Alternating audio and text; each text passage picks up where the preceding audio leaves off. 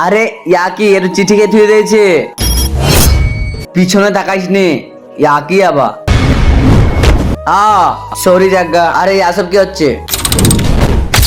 আরে আবার একটা চিঠি। স্যারকে কারেন্টে শর্ট লাগবে। আরে স্যার ভালোই লাগান, তোমাকে শর্ট লাগতে পারে। আরে কিছু হবে না।